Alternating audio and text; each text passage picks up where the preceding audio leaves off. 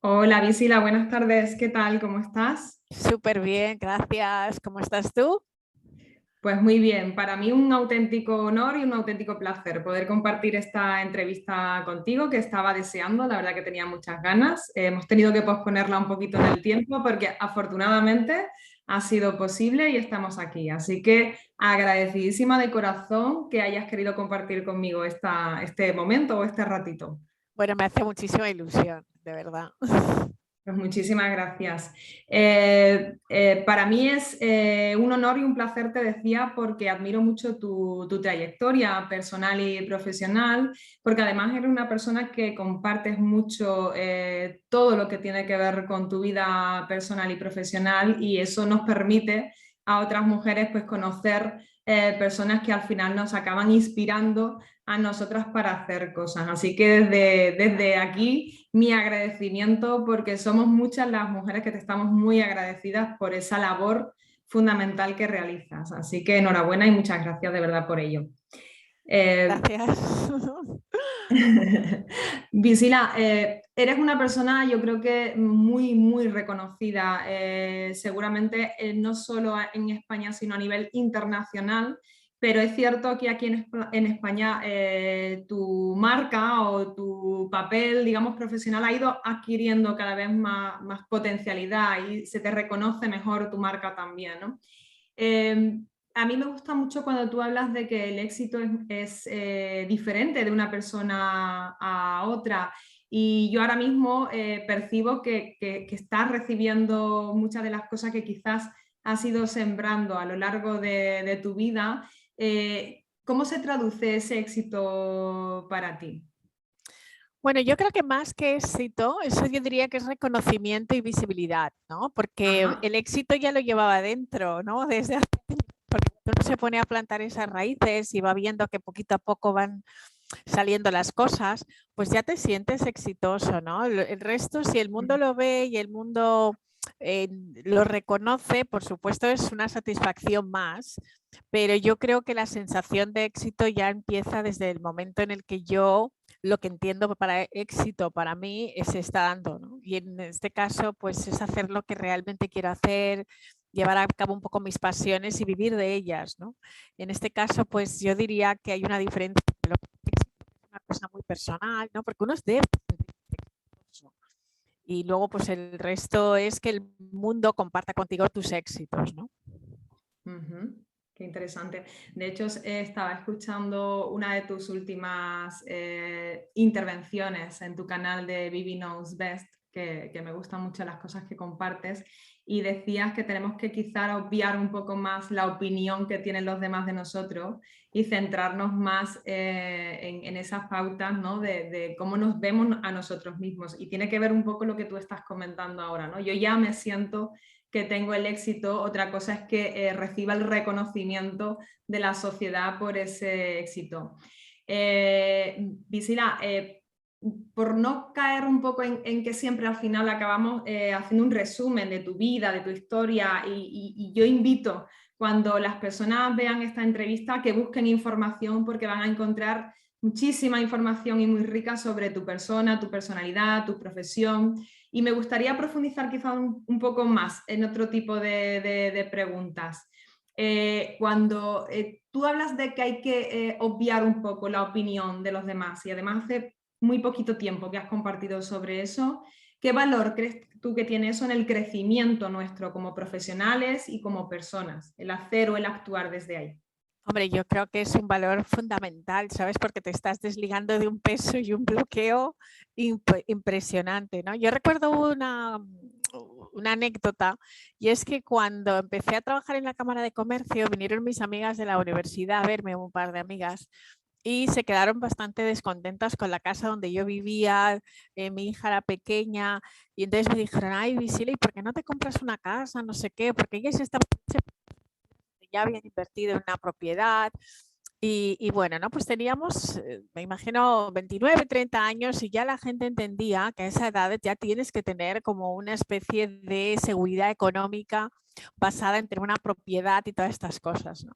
Y pongo esta anécdota como ejemplo porque a veces tenemos una serie de estereotipos de lo que significa tener éxito con cierta edad y nos ajustamos a eso y nos comparamos con los demás. Y claro que mis amigas que habían estudiado Derecho conmigo, pues ya tenían esa inversión, tenían esas casas y ya estaban ahí, yo no.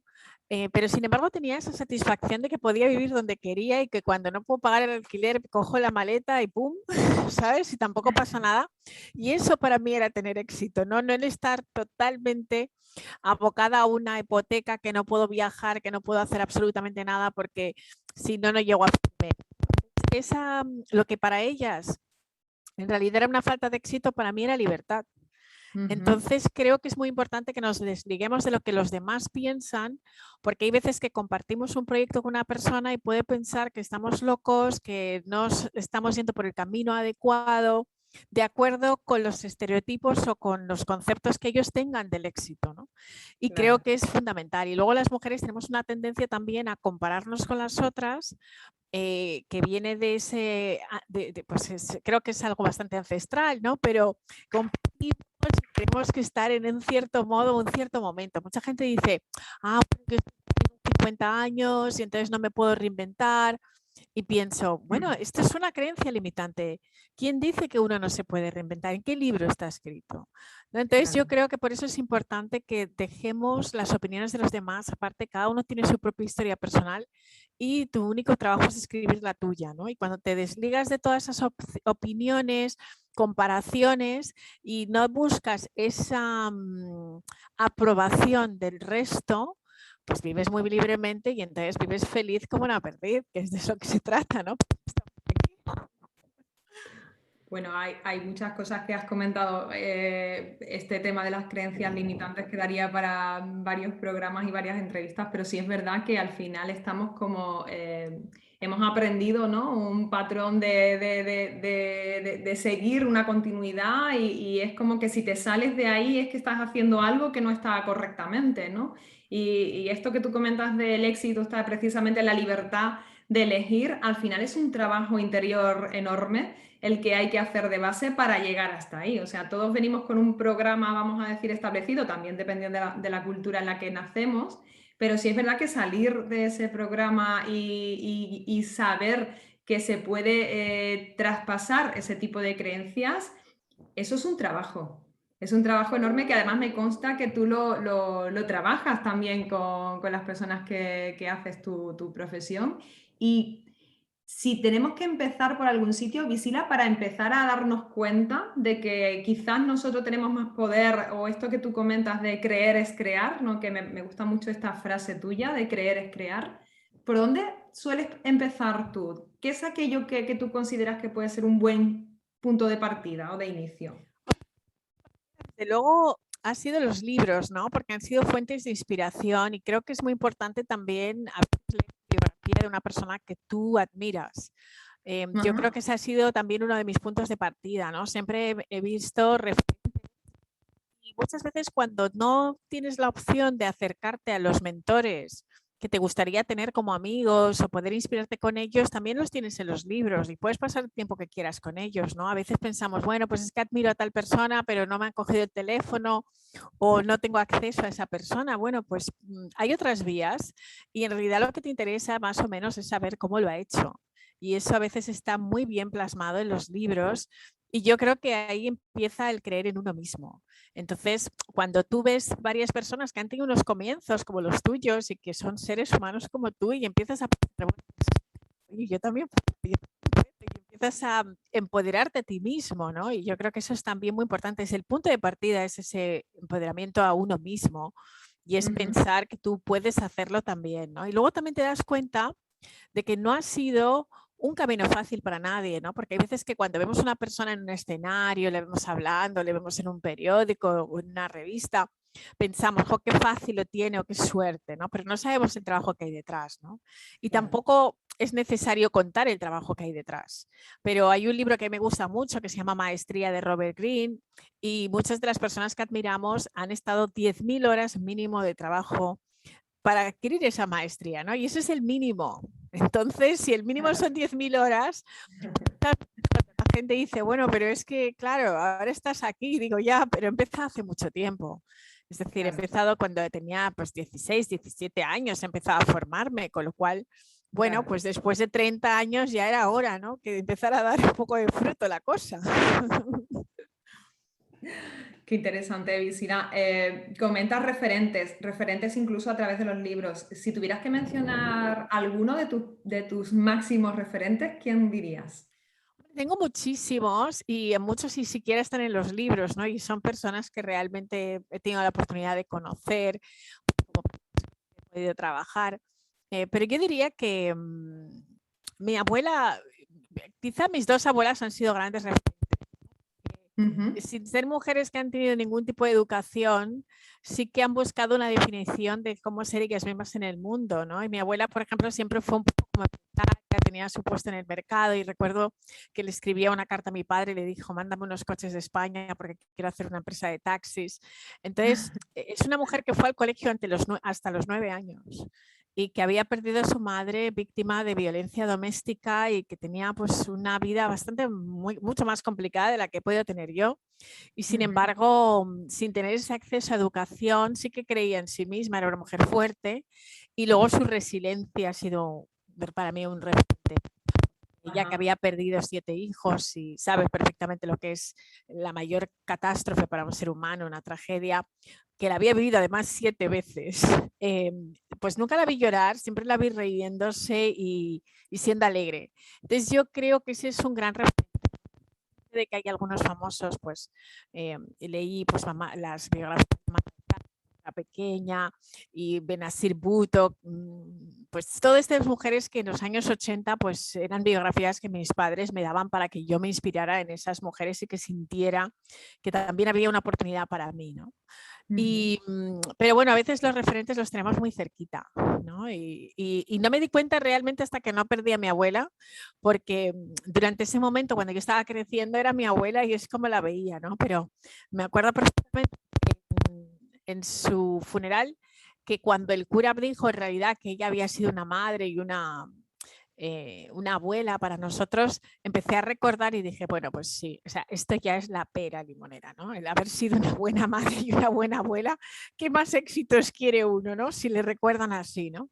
Entonces, Claro. ahí para mí fue un antes y un después, en el 2014, cuando estuve allí y me di cuenta pues que eso también era ser súper exitosa, ¿no? Ujú. Estoy totalmente de acuerdo contigo.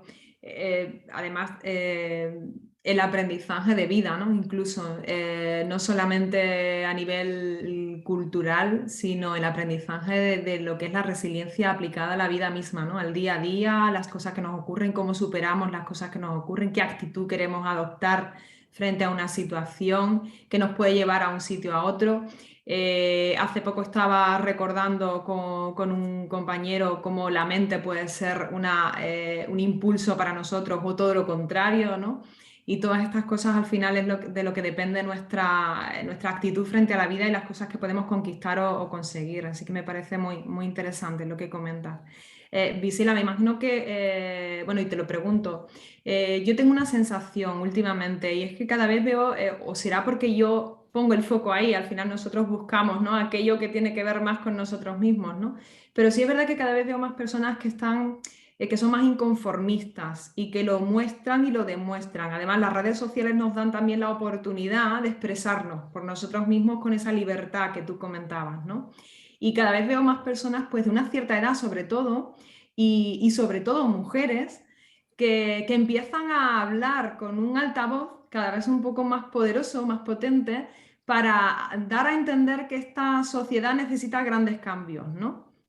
Y a mí eso me resulta muy positivo, ¿no? O sea, que haya, digamos, un revulsivo dentro de la sociedad que está haciendo que haya personas que quieran no quedarse ahí mirando a ver qué pasa, sino que quieren ponerse en actitud proactiva y hacer cosas, ¿no? ¿Tú tienes esa misma sensación que percibo yo? Sí, yo creo que sí, y también creo que es precisamente por eso, ¿no? Porque donde pones el foco y cuando tú cambias, el resto de tu mundo cambia. Mm. Entonces es normal que si tú tienes la sensación de que quieres tener una voz, que tenga más alcance y que sea un amplificador de tus ideas, pues lógicamente empiezas a ver gente que está igual, ¿sabes? Entonces nos convertimos en un imán para eso. Y yo Sí, creo que tiene mucho que ver con tu propia voz. Es decir, cuando nosotros empezamos a oír las voces de los demás, y pueden ser voces sí. anónimas, pero que en ese momento se atreven o que sienten esa necesidad de simplemente compartir sus ideas y sus opiniones, es porque dentro de nosotros está también esa necesidad, ¿no? Por eso lo estás viendo. A nivel personal, yo te recomendaría pues eso también, ¿no? Que empieces a utilizar tu propia voz, porque es un mensaje también, ¿no? Mm. Yo recuerdo que cuando tenía mucho miedo a emprender y no emprendía, pero quería, pues empezaba a conocer personas que eran emprendedoras y mi mundo empezó a cambiar, ¿no? Empezó a cambiar porque primero eran muchos desempleados los que estaban en mi vida, que estaban súper quemados, estaban tan quemados como yo. Y entonces iba a comer con alguien y entonces me daba la chapa toda la comida, contándome qué mal, que en la empresa todo el mundo se iba fatal, que si no sé qué. Y entonces era un reflejo de mi propia realidad, en cierto modo, ¿no? En el Ujú. momento en que yo empecé a pensar, no, pues hay otras vías, empecé a ver mujeres y hombres que decía, wow, qué increíble, ¿no? Habían hecho sus proyectos y entonces veía, o sea, que ese inconformismo que tú estás viendo allá afuera tiene mucho que ver pues con las gafas que estamos mirando al mundo, ¿no? Y esas gafas Sin duda, sin duda. Al final es un reflejo de nosotros mismos, ¿no? Estamos reflejando y proyectando en los demás lo que realmente queremos, ¿no? Pues seguramente estamos ahí en esa línea de querer aportar y seguir trabajando para que se hagan las cosas de un modo diferente. En ese sentido, cuando se habla de liderazgo femenino, también hay una cosa que a mí me gusta muchísimo que compartes, y es que tú dices que las mujeres tienen que ayudar, las que suben tienen que ayudar a otras a subir, ¿no? Y yo comparto completamente esa visión que tú tienes de la que ha llegado hasta ahí, tiene, digamos, como ese deber con las demás de ayudar, ¿no? Siempre y cuando las otras estén predispuestas a estar también ahí haciendo su parte, ¿no? Pero eso me parece poderoso. Quizás muchas veces las mujeres en ese sentido, tú lo decías antes también, tendemos a la comparación, ¿no? A la comparativa. Y cuando entramos en ese juego es muy peligroso porque entonces no vamos a querer ayudar a la otra persona porque me estoy comparando con ella y no quiero que me vaya a quitar. Es quizás esa mentalidad de escasez frente a esa mentalidad de crecimiento, ¿no? Como decía Carol Dweck en su libro, ¿no? Que es el mindset al final con el que estamos nosotros proyectando hacia el mundo. Por eso a mí me apetecía muchísimo compartir esta entrevista contigo, Visila, porque para mí es eso, tu forma de hacer las cosas a nivel profesional me parece muy inspirador para otras mujeres que están ahí queriendo, bueno, pues también aportar todo lo posible dentro de este ámbito profesional, cada uno desde su área, pero que al final sume o multiplique, ¿no? Todavía mejor a la sociedad. Eh, Visila, comentabas antes lo de la Cámara de Comercio y yo hacía referencia al principio que como tu historia está por muchos sitios en redes sociales, no quería ser una entrevista repetitiva porque sé que van a encontrar mucha información, pero sí me apetece hacerte una pregunta con respecto a este tema. ¿Alguna vez has pensado cómo hubiese sido tu vida de seguir siendo directora ejecutiva de la Cámara de Comercio allí en Estados Unidos? Bueno, es una muy buena pregunta. La verdad es que no me la han hecho nunca y sí que me la he planteado. Me la he planteado muchas veces, ¿no? Y creo que me hubiera anquilosado en un papel que también estaba un poco encorsetado a mi gusto, ¿no? Ujú. Con lo cual, en principio, yo sabía que podía haberme quedado el tiempo que hubiera querido y provoqué quizás esa salida, ¿no? Intempestiva, esa invitación a salir por una puerta pequeña, ¿no? No por la puerta grande. Y lo provoqué seguramente inconscientemente porque tenía ese Ujú. miedo, ¿no? Pero creo que no hubiera sido la persona que soy yo y que eso me ha traído tantos aprendizajes, ¿no? Pero también sé que si la cámara tampoco sería la persona que soy yo hoy. Ajá. Es decir, la cámara me dio 7 años de máster increíble en muchas cosas, aprendí un montón porque estuve o sea, trabajando con los mejores empresarios de España y de Estados Unidos, ¿no? Y cómo no nutrirte de ese conocimiento y de esas personas, y un network que fui construyendo y aprendí muchísimas cosas. Y creo que, lógicamente, cada paso de nuestra trayectoria nos lleva a ser las personas que somos, ¿no? De tal manera que la cámara me ha hecho y me ha dado mucho y soy lo que soy por la cámara, pero al mismo tiempo, si me hubiera quedado allí, no hubiera podido desarrollar todas estas aptitudes que yo desconocía que incluso tenía, ¿no? Claro. Sí, además lo vemos como la crisis es la oportunidad, ¿no?, que nos ofrece la vida para descubrir realmente quiénes somos. Yo, por ejemplo, bueno, lo comparto incluso en mi página web. Yo creo que cuando conectamos con la esencia que todos llevamos dentro es cuando realmente sale nuestro verdadero potencial. O sea, hay que hacer un trabajo interior muy poderoso para entrar en conexión con esa esencia, que no siempre estamos dispuestos a hacerlo porque es un trabajo, es un trabajo. requiere de mucho esfuerzo, pero también es verdad que las recompensas son maravillosas, ¿no? Porque obtienes quizás unos recursos internos que no descubrirías de ningún otro modo, ¿no? En ese sentido, también comparto contigo, Visira, lo que tú dices, ¿no? Creo que al final lo que traemos nos ayuda a ser quienes somos en este momento. Pero ese momento crisis, ese momento oportunidad, también saca esa actitud resiliente que estábamos hablando antes, ¿no? En el que yo puedo a lo mejor quedarme en la queja de lo que me ha ocurrido y quedarme dándole vueltas ahí, o bien hacer un cambio de esa mentalidad y empezar a ver, bueno, esto que me trae la vida, cómo lo voy a afrontar y qué voy a hacer a partir de aquí con ello, ¿no? Por eso es tan interesante seguir tu trayectoria y, bueno, todo lo que compartes ahora mismo también con tu proyecto. Hay otro proyecto, Visila, que me parece maravilloso, que es el llevar la educación a África a través de las bibliotecas, que ya sé que llevas un tiempo, bastante tiempo con ello, pero que sigue siendo un proyecto muy importante para ti dentro de tu vida. Cuéntame un poco más sobre ese proyecto. Bueno, pues es otro bebé más, un hijito más, ¿no? Dentro de mi vida, y lleva 10 años. Y realmente han sido 10 años de camino muy silencioso y muy solitario, ¿no? Porque el proyecto estaba allí y costaba días de ayuda y bueno, pues en un principio, pues yo siempre pensé, y lo que he aprendido de los Estados Unidos es que el dar siempre te da muchísima satisfacción, ¿no? Y aquí, desde que eres muy pequeñito, yo veía que las guarderías con mis hijos ya empezaban a tener voluntariado, a dar a los demás. Y yo no tenía ningún tipo de espíritu filantrópico, ni mucho menos, ni he crecido así. Y diría que era muchísimo más individualista y pensaba mucho más en mí, ¿no? Pero cuando hice ese cambio, ¿no?, que vino un poco más o menos por casualidad, sí que empecé a darme cuenta de la satisfacción que eso tiene, ¿no? Y cuando alguien te escribe y te dice, wow, este libro me ha cambiado la vida, o me encanta porque he podido ir a la universidad. Y hace poco estaba en Kenia y cenaba con un chico, ¿no?, que ha estudiado bastante y que está haciendo cosas, y me encantaba, ¿no?, poder tener esta oportunidad. Y también en Zimbabue, pues hay un chico que ahora es abogado y que está en Nueva Orleans y que también ha sido parte de BBLP. Todas estas personas que a través de un libro han cambiado sus vidas, han tenido una conexión con la educación.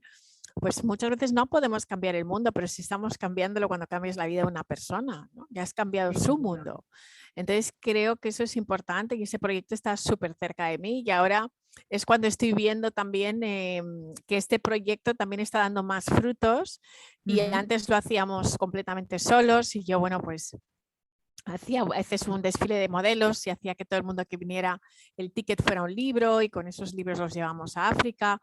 O el día de mi cumpleaños, pues igual hacíamos algún gesto y algunas personas pues se donaban, pero no hemos sido nunca una organización que buscábamos el recoger fondos, hacer cenas benéficas, nada de eso, porque para mí era simplemente que de los beneficios que recibo a nivel empresarial, pues que una parte vaya a lo que más me gusta, que es hacer bibliotecas, con lo cual lo haría de cualquier manera, ¿no?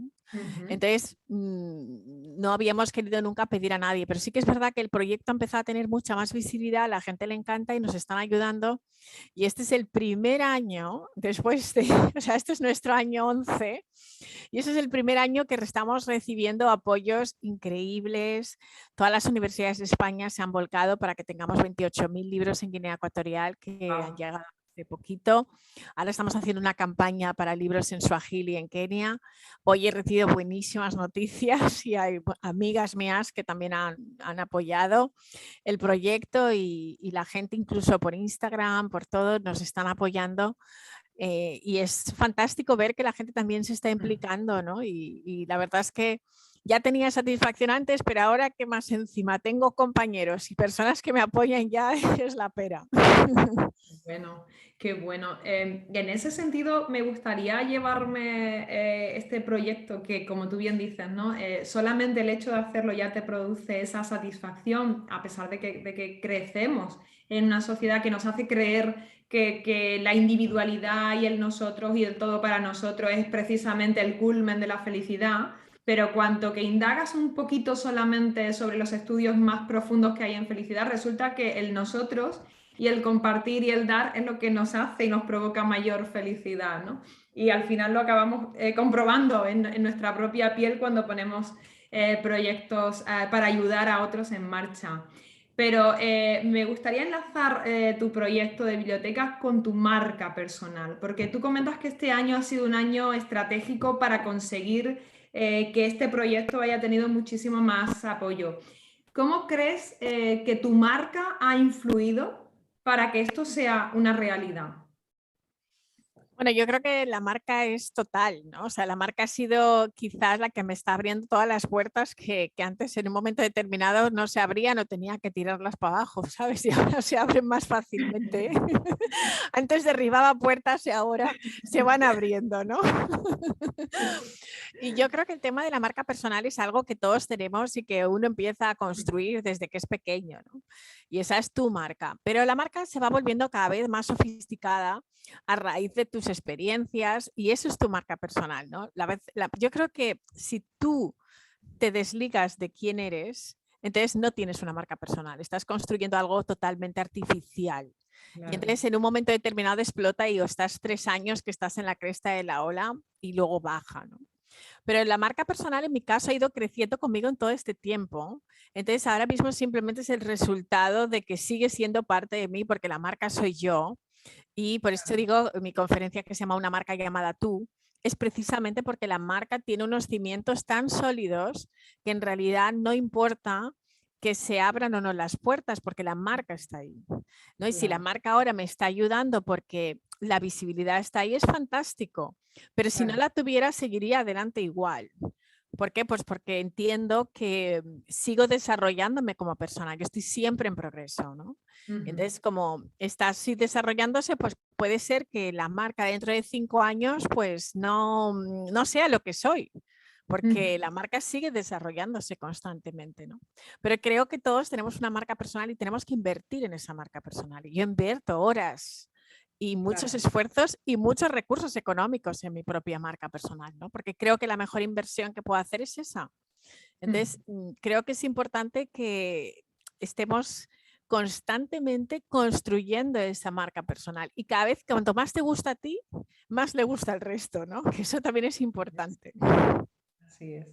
Qué interesante. Y además, como tú bien dices, evoluciona contigo porque eres tú. Al final es tu reflejo que lo estás compartiendo hacia afuera, ¿no? Y está evolucionando conforme tu persona evoluciona, pues la marca está evolucionando contigo. Si yo tuviera que, o sea, si a mí alguien me preguntase, que no creo que haya nadie, pero bueno, puede haber alguien que diga, bueno, ¿y quién es Visila? Y yo diría una palabra, es la que me viene a la mente cuando pienso en Visila Bococo, y es autenticidad. O sea, para mí eres auténtica y creo que esa es la fortaleza de tu marca personal, que muestras en todo momento quién es, quién hay detrás. Como tú bien dices, no es algo construido de manera artificial, sino que es el desarrollo de mi persona. Y eso es lo que le ha dado esa... yo creo que ese ha sido realmente el impulso que ha tenido tu marca y en cualquier entrevista que tengo la oportunidad de escucharte, veo esa coherencia entre la persona y la profesional. Y yo creo que para mí eso es lo que tiene tanto impacto o es tan inspirador realmente, ¿no? Porque a lo mejor a veces nos creemos que debemos construir un personaje en función de aquello que estamos desarrollando. Pero considero que ahí es donde tenemos el error porque es donde perdemos esa esencia de la que yo te comentaba antes, ¿no? Mientras que cuando entramos en coherencia con quienes somos y lo vemos desde un punto de vista positivo y de sentirnos bien con nosotros o con nosotras mismas, al final eso acabamos reflejándolo hacia afuera y resulta que también es más atractivo para las demás personas que nos acaban conociendo, ¿no? Pero tenemos que romper muchas creencias a veces sobre el mostrar, por ejemplo, yo he tenido algunas conversaciones sobre la vulnerabilidad y es cierto que a veces tenemos miedos a mostrar quiénes somos o cuáles han sido nuestros errores, vamos a decirlo así, porque al final son todos aprendizajes, pero a veces se le denominan errores. Y decir quiénes somos en ciertos ámbitos, sobre todo tú lo conoces muy bien y seguro mejor que yo, en ámbitos empresariales incluso ha estado muy mal visto hablar, hacer un storytelling de quién eres tú, ¿no? A nivel personal, porque consideras que eso te puede perjudicar o hacerte tener una visión hacia los demás de más débil o más sensible. Y eso era como algo que intentábamos por todos lados ocultar, ¿no? Entonces, creo que el poder de la marca personal está en esa autenticidad que tú muestras y demuestras y que quizás todavía hay mucho, sobre todo y si lo llevamos a la empresa, ¿no? Todavía hay mucho a nivel empresarial quizás de aprendizaje en ese ámbito de que no solamente no pasa nada, sino que es positivo mostrar más quiénes somos, ¿no? Y ahora que estamos en un mundo donde todo sale un poco hacia el exterior, detrás de esta marca yo voy a consumirla más si sé quién hay detrás de la marca, ¿no? Quién es el CEO o quién es la persona que está detrás de la marca. No, me encanta esa reflexión porque creo que es verdad. Creo que al final, sobre todo las mujeres, yo he crecido en un momento en los años 90, cuando yo empecé a trabajar en los años 90, acabé la carrera en el 97, 98, o sea, soy más de los años 2000, por así decirlo. Y mi primer trabajo, pues así importante, lo tuve en el año 2000 y trabajaba con mujeres, ¿no? Y recuerdo que ellas se mostraban pues bastante más frías, intentando masculinizarse para que la gente las respetara y no mostraban ningún tipo de vulnerabilidad y en algunos momentos me acuerdo de pasar por algún despacho y ver a alguien llorando y era como, oh, Dios mío. Y esto me chocó mucho siempre porque pensé, ¿qué narices pasa? ¿Sabes? O sea, somos seres humanos y tampoco pasa Claro. nada, ¿no? Y esto lo digo para hombres y mujeres porque me da igual exactamente el género, ¿no? Sí que es cierto que las mujeres hemos exagerado un poco más ese papel, el estereotipo de que somos más emocionales o somos más vulnerables, pues no nos jugaba un papel agradable cuando querías optar a puestos de responsabilidad. Pero yo te puedo asegurar que siempre he sido vulnerable en el trabajo, que he tenido reuniones de consejos de administración con 40 hombres y he salido cabreada como una mona y he dicho, mira, esto se hace y si no me quedo aquí sentadita y volveré a la sala cuando os calméis, ¿sabes? Y ya está, y que no pasa nada porque somos seres humanos y parece que hay una alergia a las emociones cuando las emociones son parte de quienes somos, ¿no? Mira, hay un libro de Ima Puig, que es una gran psicóloga y que ha sido la psicóloga del Barça, que se llama La Revolución Emocional y es la revolución del siglo XXI. Es decir, hay tanto poder en la vulnerabilidad que si realmente fuéramos capaces de conectar con ello, y ya digo, tanto hombres como mujeres, ¿no? Y quizás eso que llaman liderazgo femenino está mucho más conectado con eso, con conectar con esa emoción, conectar con la intuición. Tantas cosas que las mujeres sabemos y no sabemos ni por qué las sabemos, pero tu estómago te lo dice. Hay un cerebro tan importante ahí en el estómago y Sí. ¿por qué no seguir un poco esa guía, ¿no? Porque yo nunca sigo estrategias marcadas mentales y todos esos mapas mentales, todo eso me aburren que no te puedes ni imaginar.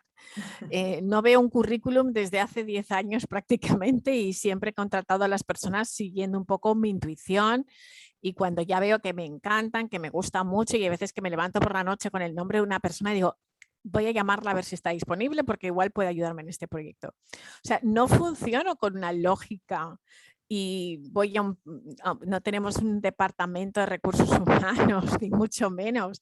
Es decir, me guío un poco pues, por la energía. ¿Me gusta esa persona? ¿No me gusta esa persona? Y si luego al final es simplemente unos meses o unos años, tampoco pasa nada porque ha aportado un valor y esa persona ha crecido y tú has crecido con ella, ¿no? Entonces creo que es importante que todas esas cuestiones que nos hacen más humanos, que nos humanicemos dentro de los negocios, que nos humanicemos más dentro del mundo empresarial. Y parte de ser humanos es ser emocional, ¿no? Que tampoco pasa nada.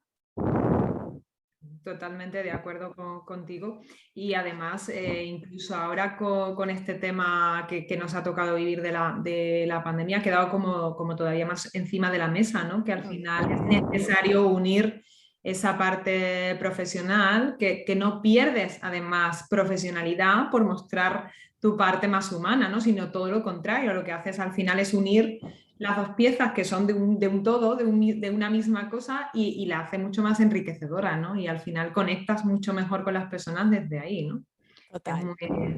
muy interesante. Visila, ¿cuál dirías tú que ha sido uno de tus mayores aprendizajes que te gustaría compartirlo? Bueno, creo que el mayor aprendizaje es aprender a quererse. O sea, este creo que ha sido el más difícil y el que más me ha costado entender, ¿no? Porque hasta que no tienes una buena relación contigo mismo, no puedes tener una buena relación con el mundo y con los demás, ¿no? Y yo creo que el mudarme a Nueva York cuando era tan joven me ayudó a vivir bien o entender bien lo que es el anonimato, ¿no? Porque es una ciudad donde cada uno va a la suya, no eres nadie. O sea, yo venía de vivir en Valencia, donde siendo la única negra en mi calle, pues todo el mundo me conocía, voy a la panadería, todo el mundo, ¿cómo estás? Voy a la farmacia, ya saben quién soy, ¿sabes? Si no pago, me dicen, ya sé que mañana vienes y me vas a pagar. Entonces, estas cosas te facilitan un poco la vida y conoces a todos tus vecinos. Y de repente llego aquí donde si le digo buenos días a un vecino me mira como si me hubiera tomado algo, ¿sabes? Y dice, ¿qué te pasa?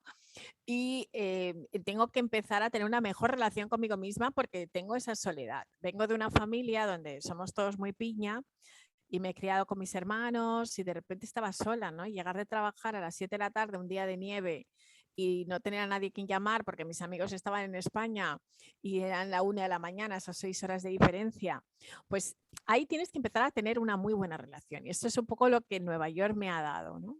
Y no solamente tener una buena relación y aprender a estar solo y estar cómodo estando solo, porque vivimos en una sociedad en España donde estar solo, o sea, yo antes veía a una persona comiendo sola en un restaurante y me echaba a llorar y quería sentarme con esa persona y decía, ay, Dios mío, ¿qué haces tú comiendo aquí solo? ¿Sabes? Porque no entendemos que hay una soledad cómoda. Exacto. Hay una soledad que hay gente que está súper bien consigo misma, o lo de tener pareja o no tener pareja. Y conozco muchas amigas o amigos que me dicen, mira, es que estoy tan bien, pero siempre piensas, seguro que estará bien, porque no está bien estar solo, ¿sabes? Entonces, yo he aprendido que sí que se puede estar fenomenal en tu propia compañía y que tienes que gustarte a ti mismo, ¿sabes? Porque hay veces que nos miramos al espejo y nos miramos al espejo con crítica. Entonces yo cuando he visto que mi lista de crítica era mucho más grande de lo que me gustaba, pues esa lista ha ido como equilibrándose y poco a poco, bueno, pues ya va para abajo la otra lista. Pero esa relación de estar bien contigo mismo y quererte creo que es una de las mayores lecciones de mi vida, y COVID ha contribuido aún más por muchas razones, ¿no? Pues porque de repente estás en casa, no sales, estás acostumbrado a estar con tanta gente, te quedas de repente que no puedes viajar. Yo que estaba siempre en movimiento, lo cual está muy bien porque me permite el no pensar, y de repente estoy en casa y no tengo dónde ir, no tengo dónde salir, ¿no? Y bueno, y también creo que en cierto modo, pues me ha pasado como le ha pasado a mucha gente, pues que cogí kilos y de repente, bueno, pues tenía que aceptar que esos kilos están ahí. Es decir, tuve que hacer mi propio trabajo de autoconocimiento. Vivía también mucho en la disciplina y de repente me doy cuenta de que en ese momento no necesito disciplina. Quiero estar rebelde y si no me apetece meditar a las 5 de la mañana como hacía antes, pues no pasa nada, ¿no? Entonces también me he ido conociendo más en ese aspecto. y ver que hay veces que nos ponemos estructuras donde nos sentimos muy cómodos porque nos estamos sintiendo perfectos así, ¿no? Pero yo mi trabajo personal de quererme es quererme siendo perfecta desde mi punto de vista y no siendo perfecta, ¿sabes? De haciendo un poco pues lo que me da la gana y mirarme al espejo y ver verme rolliza y decir, bueno, pues hay que aceptar lo que vamos a hacer, ¿sabes? Ese pastelito que te has comido pues ha dado su fruto, ¿no? O el que no te apetezca estar todo el día en el gimnasio o porque no puedas ir al gimnasio como hacía antes o ir a todas mis clases de yoga y tener una vida tan estructurada, pues ¿qué pasa cuando no vivo en estructura, ¿no? Y eso también ha sido un aprendizaje para mí. Qué bueno. Además, creo que has dicho algo que es fundamental y al final es el aprendizaje sobre nosotros se basa en no juzgarnos, sino en preguntarnos. O sea, ¿qué pasa si ahora me cambia la vida por el motivo X y no puedo vivir con la disciplina que yo vivía antes? ¿Cómo voy a aceptar esto o cómo voy a afrontar esto nuevo que me viene, ¿no? Y al final estamos hablando de cuestiones que son fundamentales y que cada vez estudiamos más los psicólogos y desde la neurociencia también nos dan mucha claridad sobre este tema del papel fundamental que tiene la aceptación, por ejemplo, ¿no? de las situaciones. O esto que has dicho de tengo un tiempo que he sido muy disciplinada y de repente me apetece ser más rebelde y fluir más con la situación, ¿no? Quizás el momento histórico en el que podemos estar viviendo, si hay ese trabajo interior de autoconocimiento, te permite o nos permite jugar un poco más a ese papel de observarnos. No Total. tanto de juzgarnos, sino de observarnos cómo me estoy comportando yo en una situación, ¿no? Ahí, por ejemplo, y me consta porque también lo has compartido muchas veces, la meditación es verdad que es una pieza clave, ¿no? Nos ayuda a ser observadores de nuestras propias emociones, de nuestra propia corporalidad y eso también nos da digamos, una herramienta fundamental para no estar tanto en el juicio, salirnos un poquito más de eso que nos lo creemos como una verdad absoluta y jugar un poquito más con, ay, fíjate qué curioso cómo me he pillado, ¿no? ¿Qué estoy Sí. haciendo y cómo me he sentido con lo que estoy haciendo, Y ¿no? tienes que divertirte con ello, ¿no? Sino no Claro, caer en la frustración de decir, jo, mira con lo bien que me iba antes y lo disciplinada que era y exacto. ahora estoy vaguísima, ¿no? Pues sí, bueno, no pasa nada, ¿sabes? Divertirte con ello y mirarlo como tú has dicho, ¿no? Como un espectador, pero curioso y verlo como un juego y reírte un poco de ti mismo, ¿no? Y que eso es un poco la experiencia de vida y verte en dos distintos papeles y darte cuenta de que a veces nuestro ego nos juega malas pasadas y que pensamos, yo soy así. Y bueno, eres así, pero un poco asá también, ¿sabes? Que no pasa nada. Claro, nuestra sombra, ¿no? Como dice Jan, ¿no? Exacto, Hay que aceptar que somos todo, ¿no? Está nuestra exacto. luz y nuestra sombra y somos un todo, ¿no?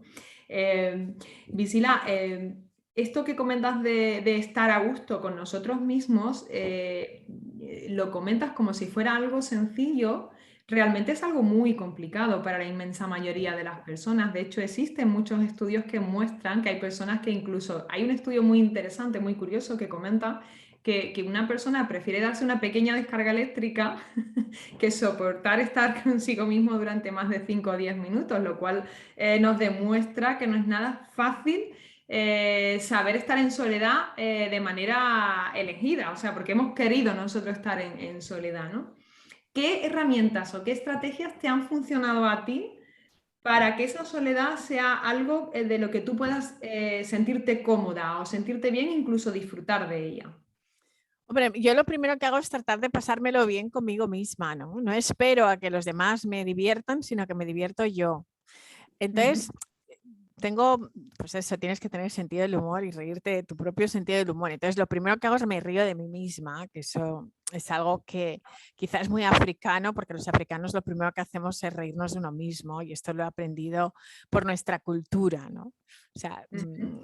nosotros somos los primeros que nos estereotipamos y que nos reímos de nosotros mismos, entonces yo entro mucho en ese juego. Y luego a mí me funciona mucho, en algunas ocasiones meditar no te llevas siempre al resultado que tú quieres, igual no te estás divirtiendo, igual estás pensando esto es un peñazo y con todos los pensamientos que me están viniendo en este momento, o sea que tampoco es una medicina infalible para todo, ¿no? Pero a mí me funciona bailar muchísimo porque me eleva la vibración, porque estoy contenta, entonces bailo música africana y un poco pues que todos los males de Alejandría se me van porque no puedo estar súper hecha polvo y al mismo tiempo bailando, ¿sabes? Entonces cuando estoy pues hago una fiesta conmigo misma y me siento fenomenal y luego creo que también el self-care, ¿no? El autocuidado, o sea, el cuidarte tú.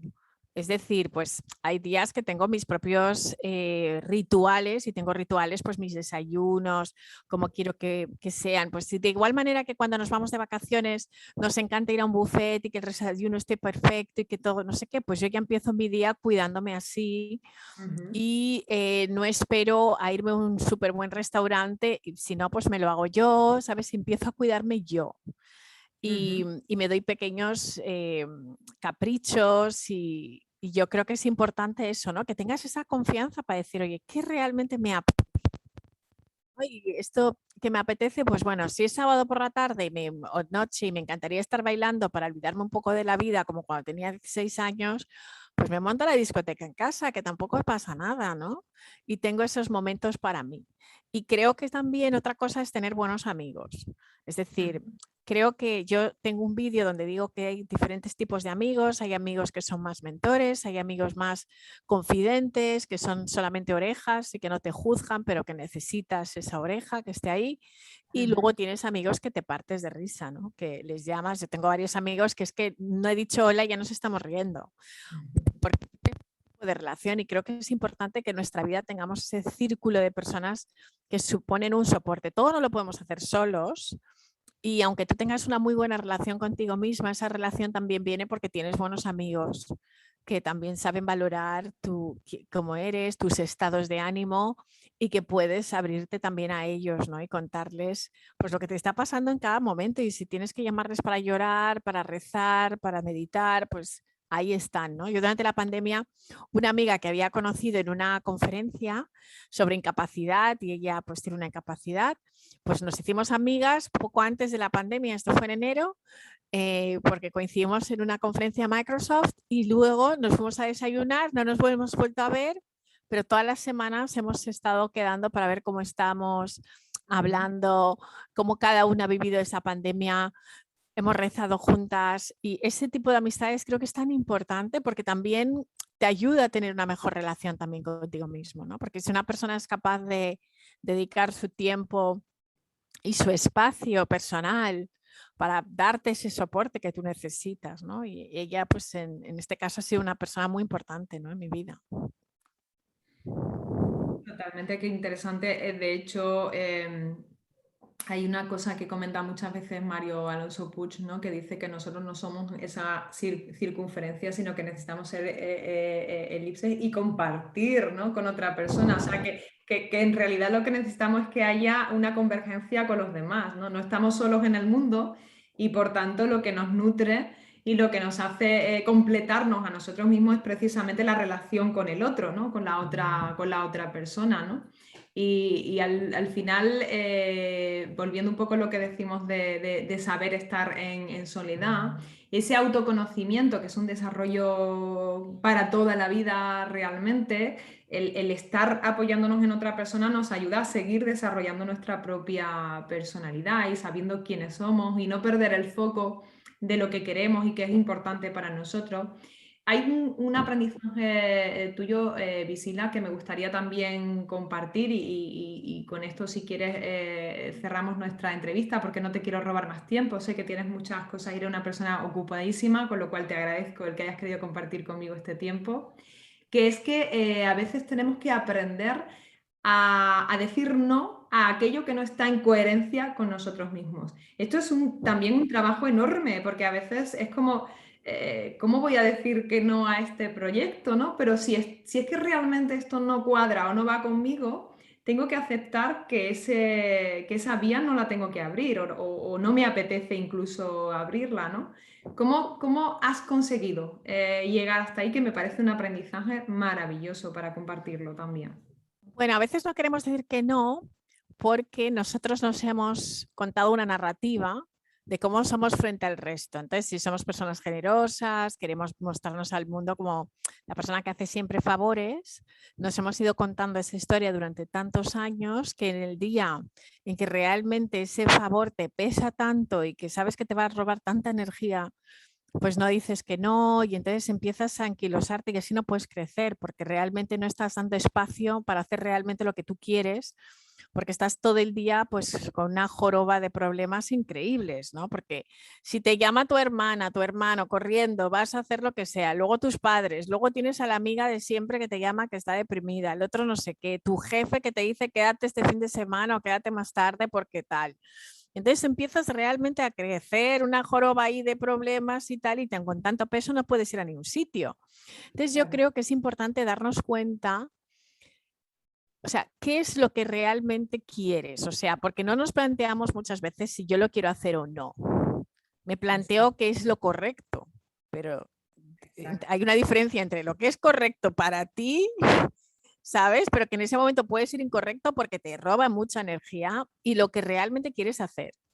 Entonces, yo una de las personas con las que hice mentoría y coaching decía, si la respuesta es, entonces es que no, ¿sabes? O sea, cuando tú le dices a alguien, lo intentaré, bueno, ya veré, es que realmente no te apetece, No porque quieres. si yo ahora te digo, te invito a Nueva York y nos pasamos una semana aquí en Fashion Week, seguro que me dices que sí, no me dices, bueno, voy a intentarlo, ¿sabes? O sea, si es un planazo y alguien te plantea algo súper, o te dice alguien, mira, te voy a pagar por una hora de tu trabajo 30.000 euros, ¿vale? Y lo único que vas a tener que hacer es contarnos quién eres. ¿Dónde está la broma? ¿Dónde está la cámara? ¿Sabes? Entonces, estas cosas dices que sí, pero cuando en el momento que dices, me lo tengo que pensar, no sé, que no hay nada que pensar, es que no te apetece y estás buscando fórmulas para poder decir elegantemente que no, pero luego al final te sabe mal, acabas diciendo que sí, y eso es un montón de cosas, ¿no? Y eso te pasa con proyectos, con compañeros de trabajo, con un montón de gente, ¿no? Entonces, yo ahora pues he aprendido a ponerme a mí primero, porque si no tengo esa libertad y esa ligereza para funcionar, realmente no estoy dando lo mejor ni a mi equipo, ni a mi familia, ni a mis amigos, porque en realidad no estoy dando la parte mejor de mí. Y esa energía de peso también se transmite, porque cuando es como, vale, lo hago, en realidad no es la mejor energía, ¿sabes? O sea, si quieres hacer algo, hazlo porque realmente te apetece y si no, tampoco está mal, ¿no? Y esto lo he aprendido también de personas que he visto que lo han hecho y que no pasa absolutamente nada y que nadie les juzga, y he visto gente decir que no a proyectazos increíbles. Y a veces ese miedo de, ¿y si no me vuelven a llamar? ¿Y si he dicho que no a la mejor oportunidad de tu vida? Bueno, pues si has dicho que no a la mejor oportunidad, esa no era la mejor oportunidad.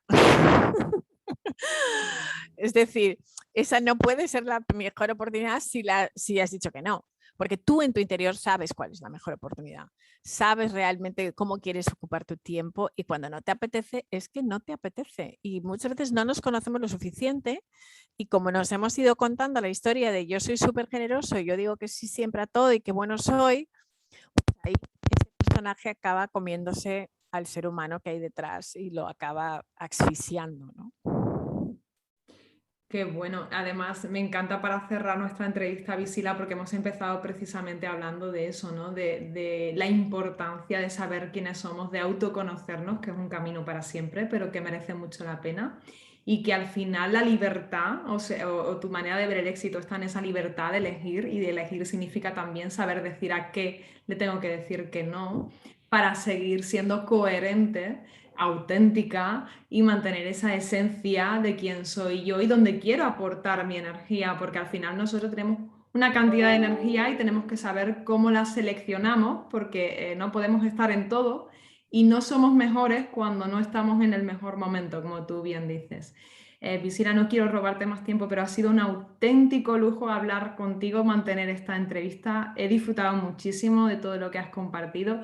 Siempre aprendo muchísimo de todo lo que compartes. Me siento muy en sintonía con tu filosofía de vida y con tu manera de ver las cosas, y por eso te quiero mandar un abrazo y decirte y mostrarte mi agradecimiento, y deseando que nos podamos ver de manera presencial por aquí. Estoy segura de que va a ser así, de que nos vamos a ver y nos vamos a dar ese abrazo que me mandas, que lo siento ya, y podré sentirlo en persona, y espero que lo más pronto posible. Y nada, y que sepas que tienes en mí una amiga y una persona que está aquí para lo que necesites. Y muchas gracias también por tenerme en tu espacio. Muchísimas gracias de corazón, Visila. Ha sido un placer. Un abrazo, cuídate muchísimo. Muy bien.